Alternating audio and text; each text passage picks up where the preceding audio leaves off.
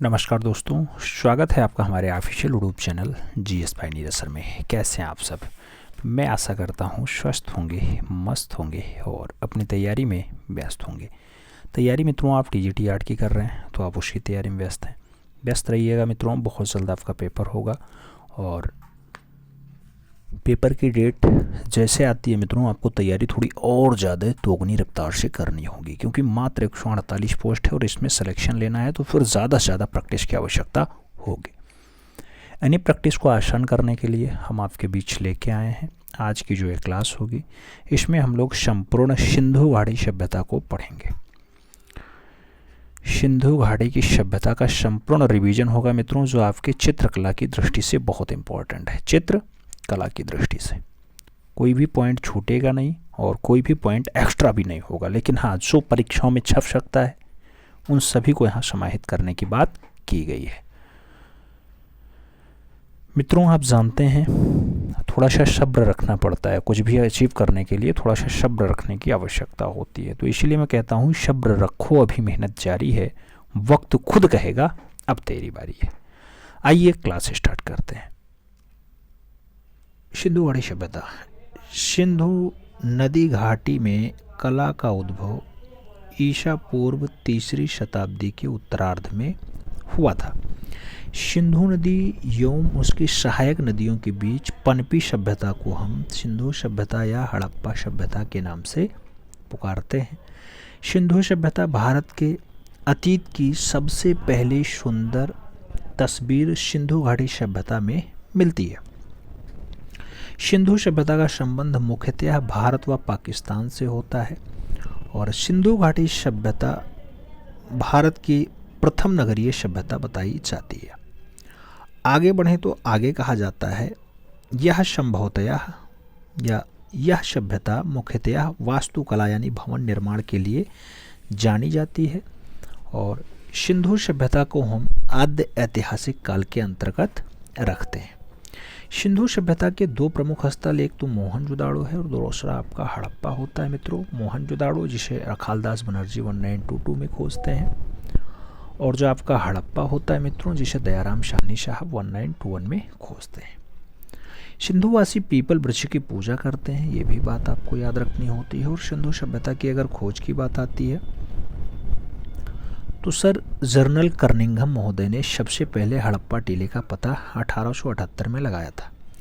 1921 में राय बहादुर दयाराम शाहनी ने हड़प्पा टीले का सबसे पहले उत्खनन कार्य करवाया और जिससे यह सभ्यता प्रकाश में आ जाती है।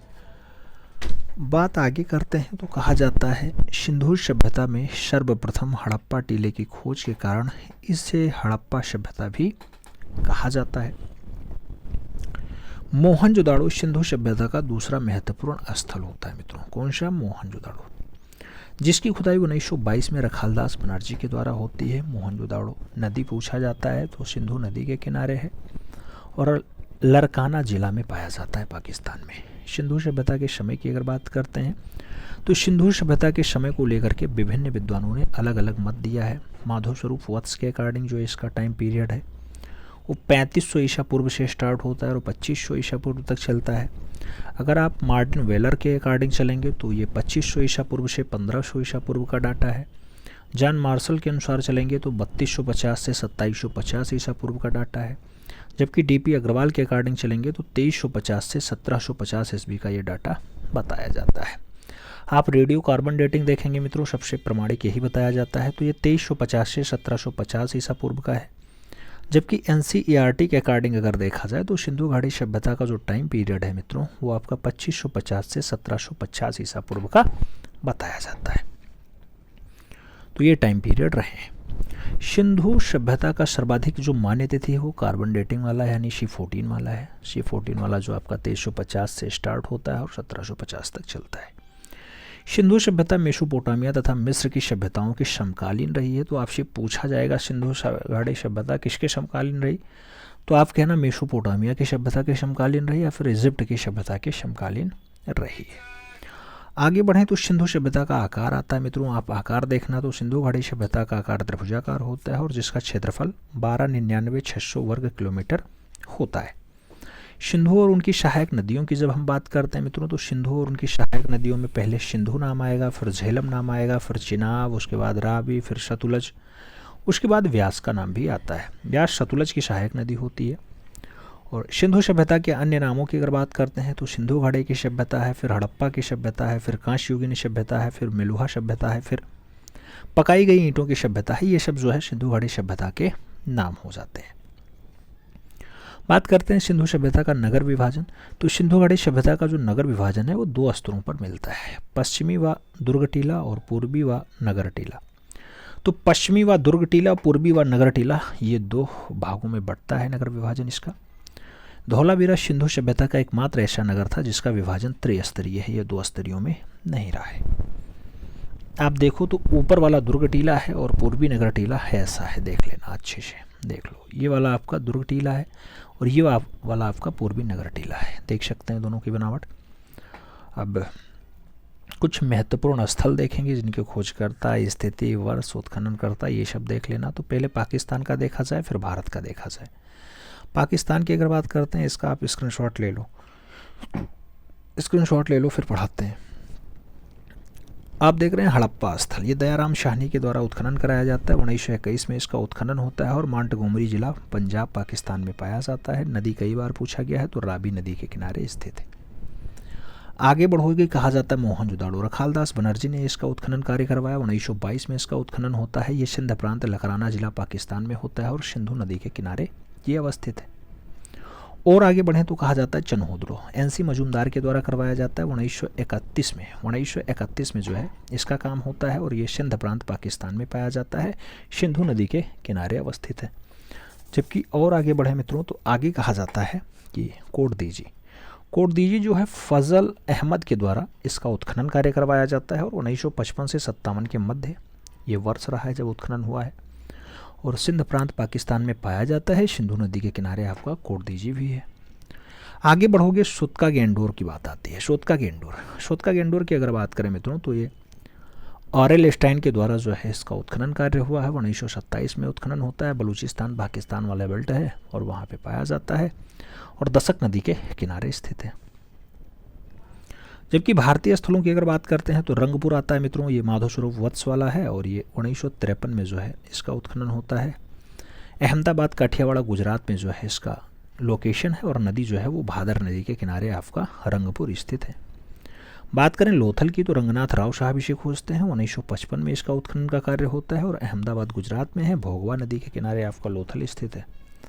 जबकि बात करें सुरकोटदा की अगर बात करते हैं, जेपी जोशी साहब जो है इसके उत्खनन करता है और 1964 में जो है इसका उत्खनन कार्य करवाया जाता है। कच्छ गुजरात में स्थित है और ये आपका सरस्वती नदी के किनारे स्थित है। और आगे बढ़े मित्रों तो आगे कहा जाता है धौलावीरा, स्क्रीनशॉट ले लीजिएगा, छोड़िएगा मत। धौलावीरा की बात करते हैं तो रविंद्र सिंह बिष्ट के द्वारा इसका उत्खनन कार्य करवाया जाता है। 1990 से 91 में अस्तित्व में आया। कच्छ गुजरात में पाया जाता है और जो है मनसर मनहर नदी के किनारे ये स्थित होता है। देसलपुर की बात करते हैं मित्रों, ये आपके केबी शोधराजन के द्वारा करवाया जाता है उत्खनन कार्य और 1963-64 में होता है। कच्छ गुजरात में इसका उत्खनन हुआ और जो है बामूचेला में जो है ये नदी है बामूचेला, उसके किनारे अवस्थित है।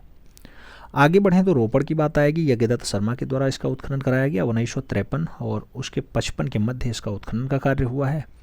ये पंजाब भारत में पाया जाता है और जो नदी आती है मित्रों, किस नदी के किनारे आपका रोपड़ स्थित है, तो आपके ना सतलज नदी के किनारे स्थित है। बात करें बनवाली की तो बनवाली आपका रविंद्र सिंह बिष्ट के द्वारा जो है खोजा जाता है, उत्खनन करवाया जाता है। 1973-74 में इसका उत्खनन होता है और हिसार हरियाणा में जो है ये स्थित होता है और जो है रंगोई नदी है उसके किनारे ये अवस्थित है। आगे बात करें राखीगढ़ी की तो राखीगढ़ी आपका सूरजभान इसके उत्खनन करता है। 1969 में इसका उत्खनन होता है और हिसार हरियाणा में जो है स्थित है। नदी की अगर बात करते हैं तो आपका जो राखीगढ़ी है ये सरस्वती नदी के किनारे अवस्थित है।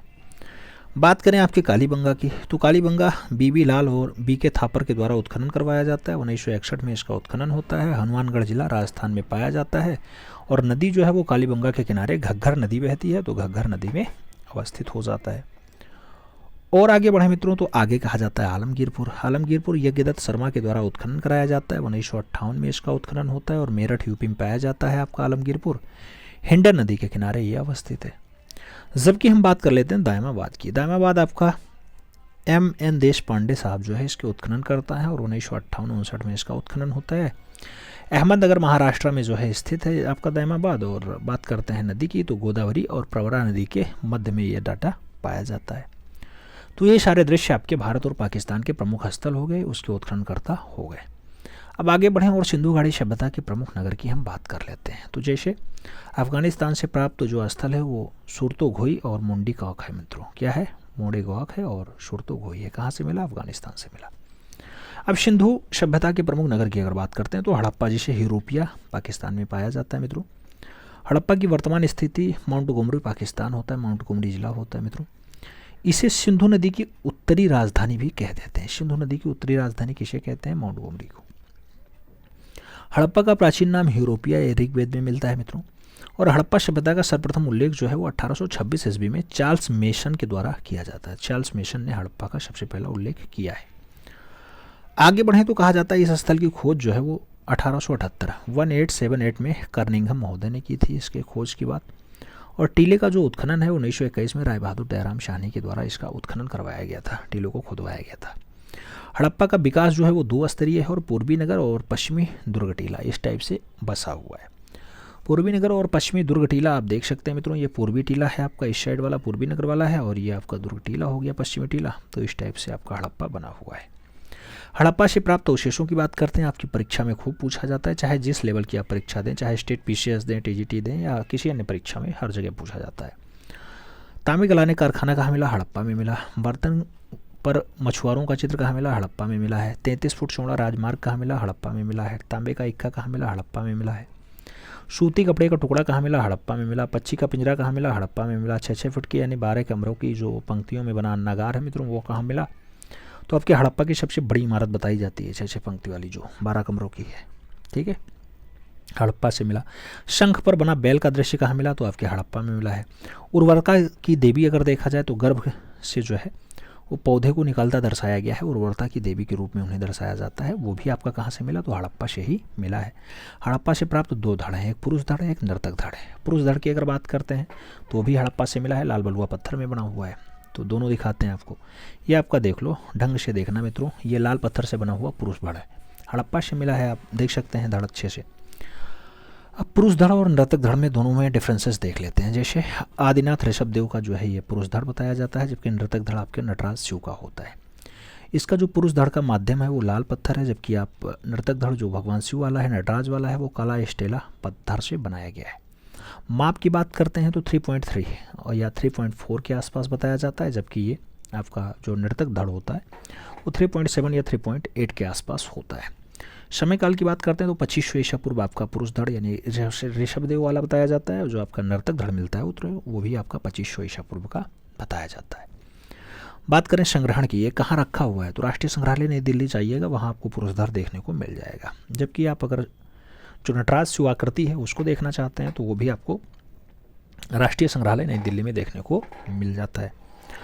अब और आगे बढ़े मित्रों तो आगे और क्या क्या जो है तथ्य यहाँ से विद्यमान है। जैसे आपको हम बताएं, 37 कब्रिस्तान का उल्लेख कहाँ हुआ है? हड़प्पा में हुआ है। हड़प्पा से प्राप्त अधिकांश बर्तनों पर लाल धरातल पर काले रंग से चित्रकारी की गई। तो लाल धरातल है मित्रों और उस पर काले रंग से चित्रकारिता कहाँ की गई? हड़प्पा में की गई है।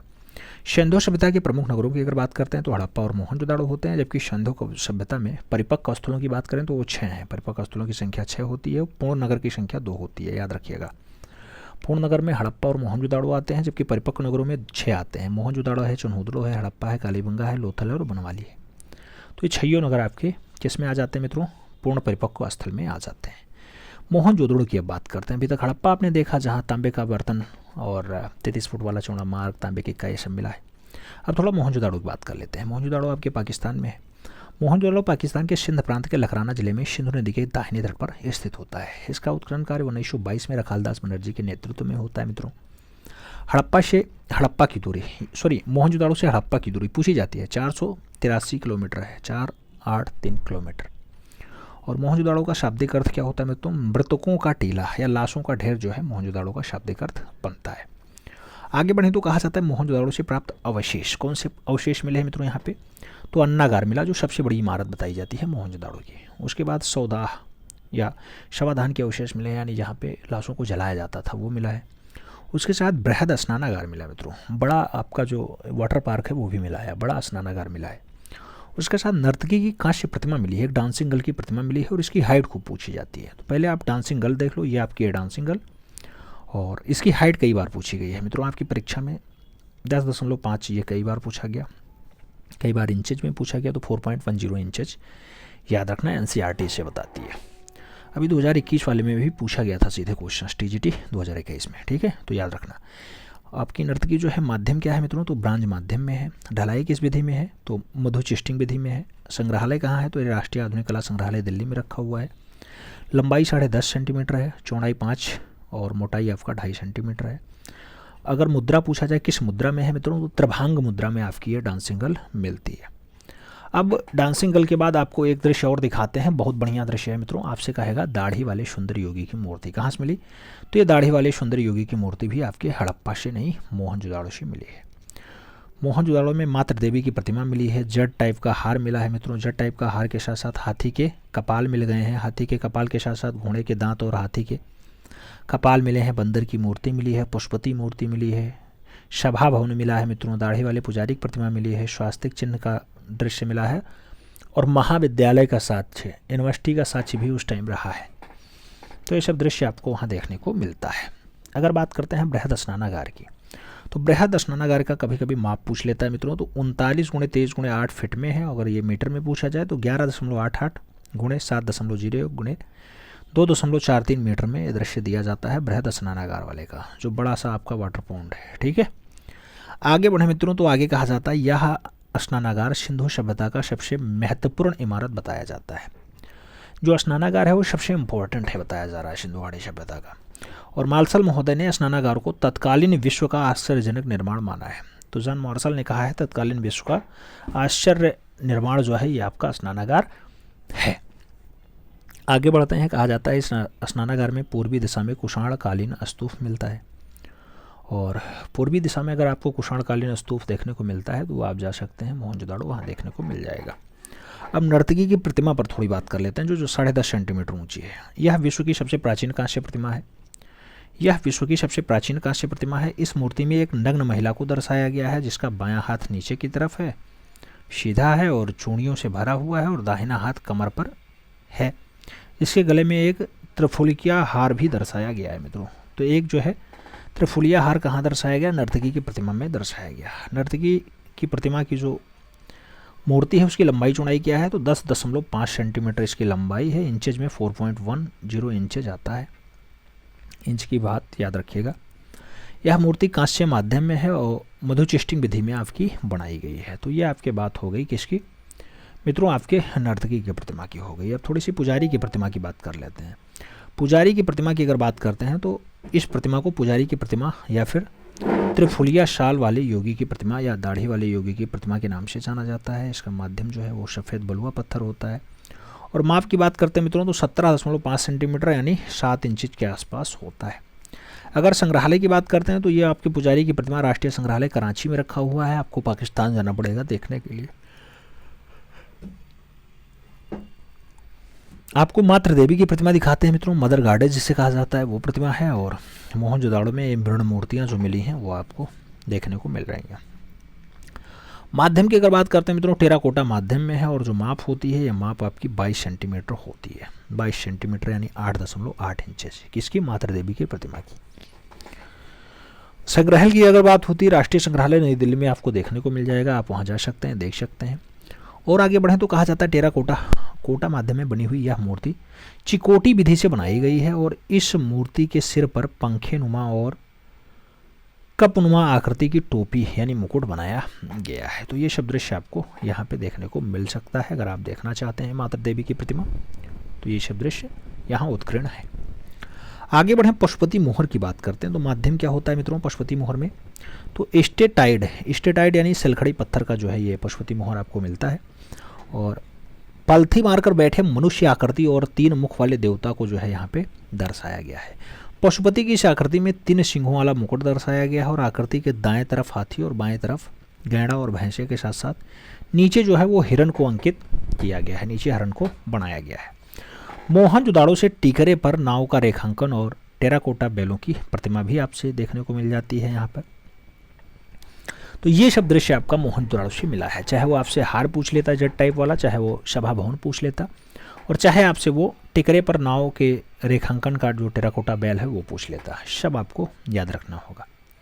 अब थोड़ा सा आगे बढ़ेंगे, धौलावीरा यानी गुजरात वाला बेल्ट देखेंगे। धौलावीरा सिंधु सभ्यता का एकमात्र ऐसा नगर है जिसका विभाजन त्रिस्तरीय पद्धति में था, जबकि अन्य नगरों का जो विभाजन है वो 2 स्तरीय है। यहाँ पे आपको दुर्ग भी मिलेगा, मध्य टीला भी मिलेगा और नगर योजना भी मिलेगा। तो दुर्ग, मध्य टीला और नगर योजना इस टाइप से आपका यहाँ पे है धौलावीरा का जो उल्लेख है। वर्तमान धौलावीरा सिंधु सभ्यता का भारत में स्थित दूसरा सबसे बड़ा स्थल बताया जाता है। सिंधु सभ्यता का दूसरा सबसे बड़ा स्थल जो भारत में स्थित है बताया जाता है। धौलावीरा को 2021 में यूनेस्को द्वारा विश्व धरोहर स्थल के रूप में जो है वो शामिल कर लिया गया, ऐसी मान्यता मिल गई है। इस नगर की किलेबंदी का भी साक्ष्य जो है यहाँ देखने को मिल जाता है। और सिंधु सभ्यता का सबसे प्राचीनतम नगर जो है वो आप धौलावीरा को ही मानते हैं। अगर बात करते हैं धौलावीरा के प्राप्त अवशेषों की, तो धौलावीरा से आपका बांध मिला है मित्रों। बांध के साथ साथ आपका पालिशदार श्वेत पत्थर मिला है, स्टेडियम का साक्ष्य मिला है, तटबंध मिला है, 10 बड़े आकार के संकेताक्षर वाले जो है अभिलेख मिले हैं। ये सब आपके धौलावीरा से ही प्राप्त हुए हैं। तो ये सब धौलावीरा के साक्ष्य हैं। अब धौलावीरा के बाद थोड़ा सा एक डाटा और देख लेते हैं। जैसे तांबे का रथ कहाँ मिला पूछा जाता है, तो दायमाबाद से मिला है। और तांबे का वाणागर कहाँ से मिला, तो बनवाली से आपका मिला या बनावली से आपका मिला है। तांबे के हंस की बात आती है तो लोथल का नाम आता है। और तांबे का बतख आपसे चंगोदड़ो का पूछा जाता है।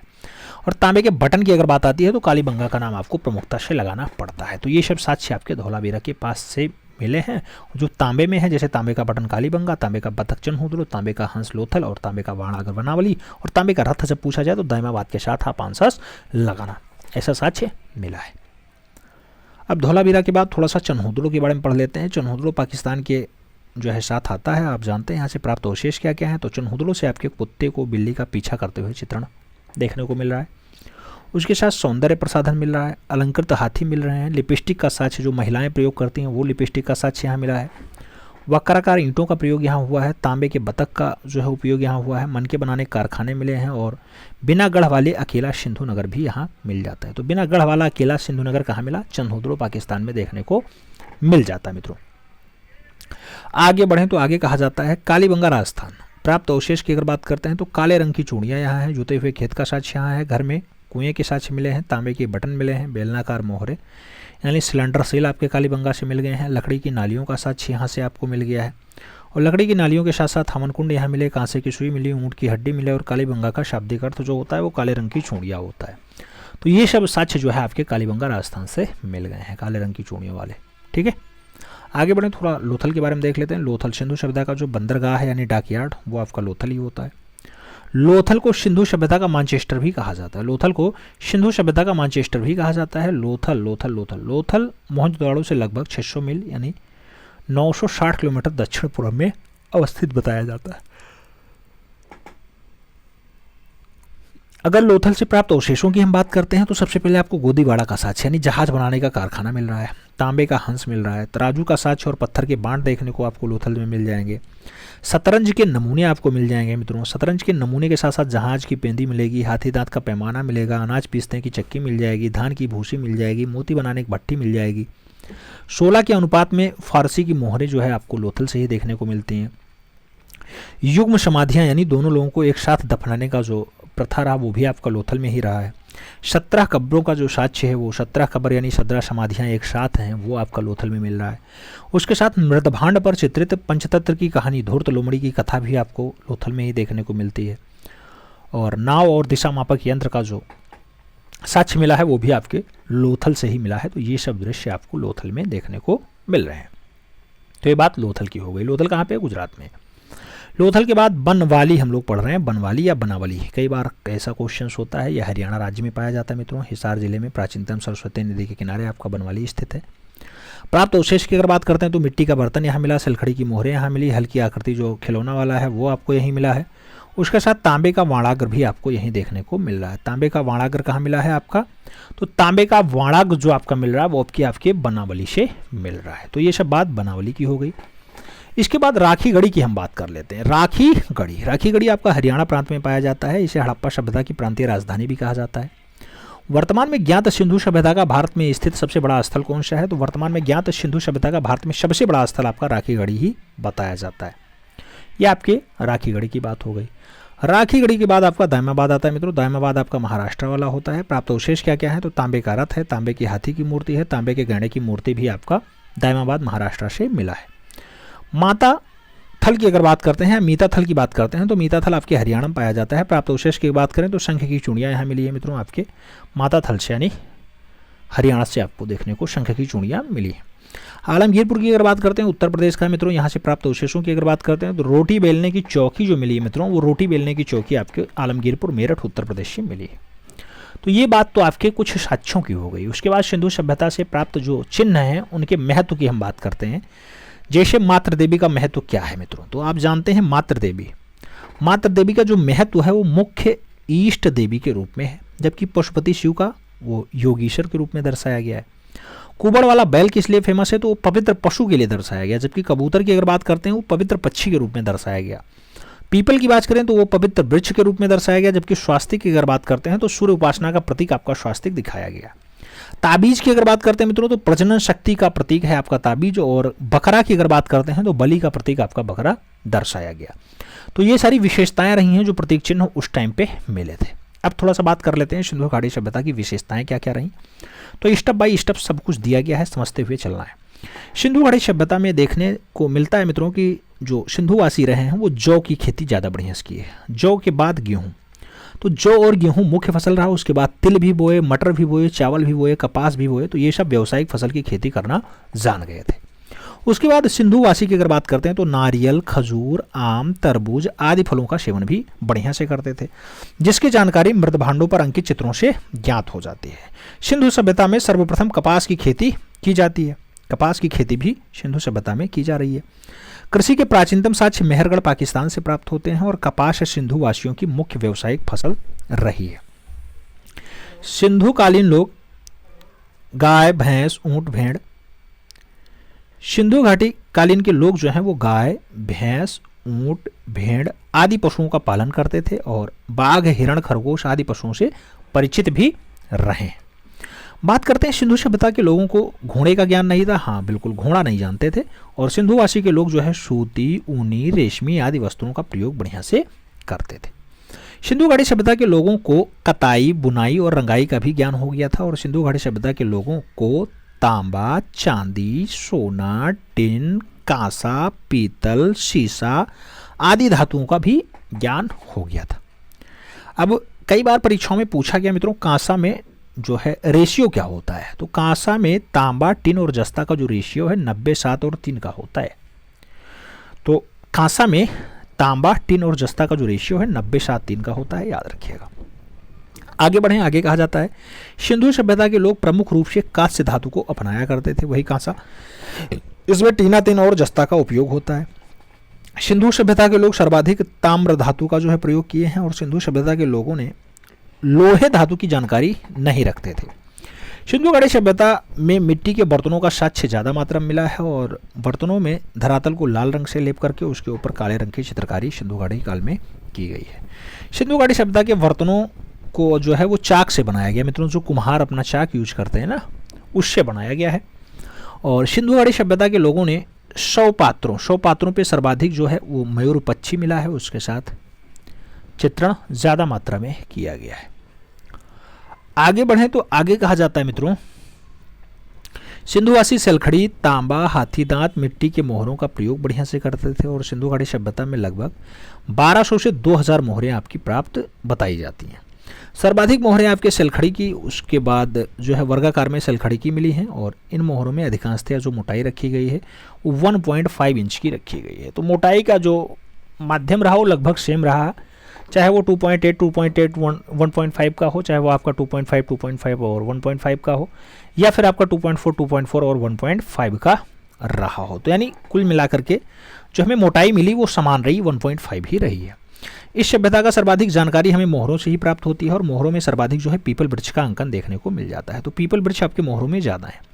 मोहरों में सर्वाधिक संख्या जो है एक सींग वाले बैल यानी यूनिकॉर्न बैल का भी है, यूनिकॉर्न बुल का भी है। मोहरों पर श्रेष्ठ आकृति कुकुदमान वृषभ यानी कुबड़ दाल वाले जो है बैल का भी दर्शाया गया है।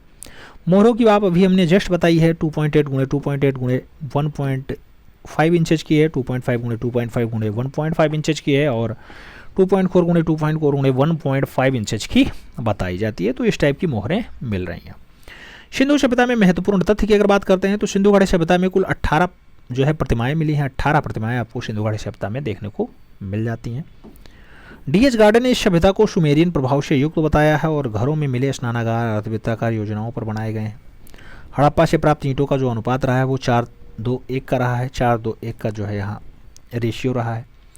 और सिंधु घाटी सभ्यता के मकान जो है वो ग्रिड पद्धति पर बनाए गए हैं। किस पे? ग्रिड पद्धति पे बनाए गए हैं।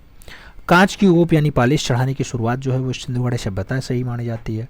और तांबे की कुल्हाड़ी, जिसे रोपड़ कहा जाता है, रोपड़ पंजाब से मिल जाता है मित्रों, तो तांबे की कुल्हाड़ी का साक्ष्य भी आपको इंडस वैली सिविलाइजेशन से ही देखने को मिल रहा है। आगे बढ़ें तो आगे कहा जाता है मित्रों जो है घोड़े की हड्डी सुरकोटदा से प्राप्त हुई है। कहाँ से मिली है? तो घोड़े की हड्डी आपके सुरकोटदा से प्राप्त हुई है।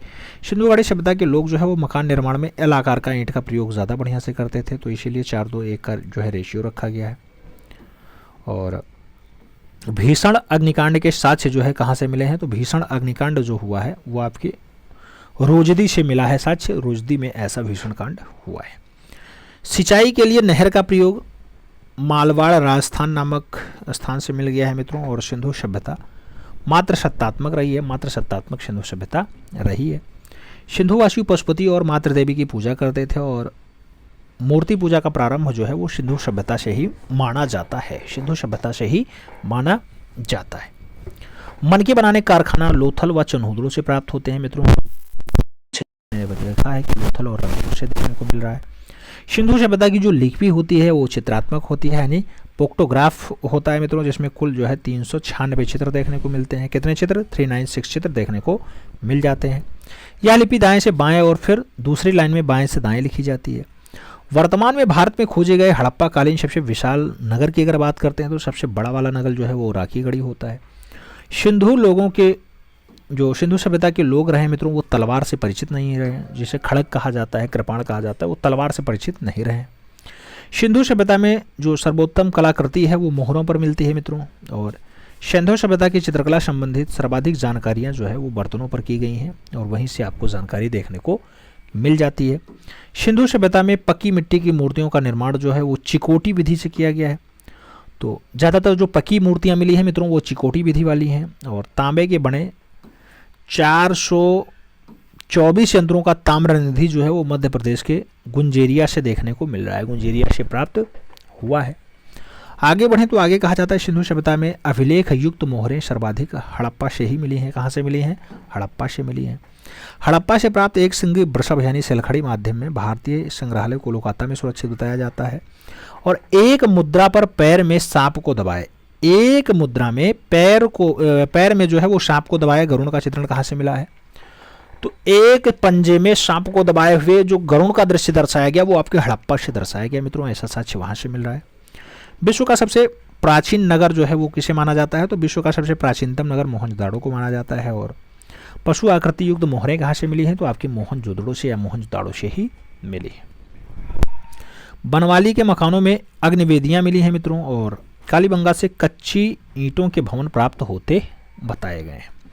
कालीबंगा के भवनों के फर्श निर्माण में अलंकृत ईंटों का प्रयोग किया गया और वर्ष 2016 की सिंधु घाटी सभ्यता को संदर्भित करने वाले विश्व की प्रथम फिल्म जो है वो मोहनजोदड़ो के निर्देशक आशुतोष गोवारिकर है मित्रों। 2016 में फिल्म आती है मोहनजोदड़ो। आशुतोष गोवारिकर जी की ये फिल्म होती है और ये सिंधु घाटी सभ्यता के कुछ साक्ष्य दिखाने का प्रयास करते हैं। उसमें सिंधु घाटी सभ्यता के समकालीन और पूर्व की सभ्यताओं की अगर बात करते हैं तो क्वेटा सभ्यता आता है। क्वेटा सभ्यता, और क्वेटा की अगर बात करते हैं तो 3500 से 1800 ईसा पूर्व का यह दृश्य होता है। इस सभ्यता की जो खोज है मित्रों क्वेटा वाली वो आयु रैल स्ट्रीन ने की है। और यहाँ से पकाई हुई मिट्टी के सिर और बर्तन आपको देखने को मिल जाते हैं क्वेटा सभ्यता की। झोब सभ्यता की बात होती है तो 4000 ईसा पूर्व से 2500 ईसा पूर्व का दृश्य यहाँ देखने को मिलता है। झोब सभ्यता के जो प्रमाण हैं वो बलूचिस्तान के झोब नदी की घाटी में देखने को मिलते हैं और यहाँ से प्राप्त कुबड़दार साणों की मूर्तियाँ भी आपको देखने को मिल जाती हैं। कुलही में ही सभ्यता की अगर बात करते हैं तो मित्रों इसका समय काल जो होता है वो 2800 ईसा पूर्व से आपका 2000 ईसा पूर्व का होता है। और जो आपका झोकर झाकर सभ्यता है वो 1500 ईसा पूर्व का दृश्य बयां करता है। झोकर झाकर सभ्यता की खोज जो है वो 1932 में एनजी मजूमदार ने की थी और यहाँ से भूरे रंग के मिट्टी के बर्तन और मिट्टी की पकाई अनेक मूर्तियाँ आपको देखने को मिल जाती हैं। कुछ अन्य बात करें तो क्वेटा है, झोब है, कुल्ही मेही है, झोकर झाकर है, ये सभ्यताएं जो है वर्तमान समय में पाकिस्तान में आपको देखने को मिलेंगी। तो ये सारी सभ्यताओं का जो साक्ष्य है वो पाकिस्तान में देखने को मिलता है।